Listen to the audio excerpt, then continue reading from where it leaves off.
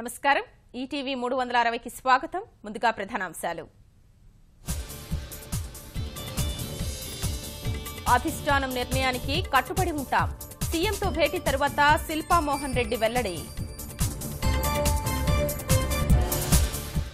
వాతావరణ మార్పులపై చర్చ జరగాలి పక్షుల దాహం తీర్చేందుకు నీటి కుండలు పెట్టాలని ప్రధాని పిలుపు రేపటి నుంచి అమల్లోకి స్థిరాస్తి నియంత్రణ చట్టం ఇకపై కొనుగోలుదారులే రారాజులన్న వెంకయ్య 2024 నుంచి దేశమంతా ఒకేసారి ఎన్నికలకు ముమ్మర కసరత్తు మార్గసూచి సిద్ధం చేయాలని ఈసీకి నీతి ఆయోగ్ సూచన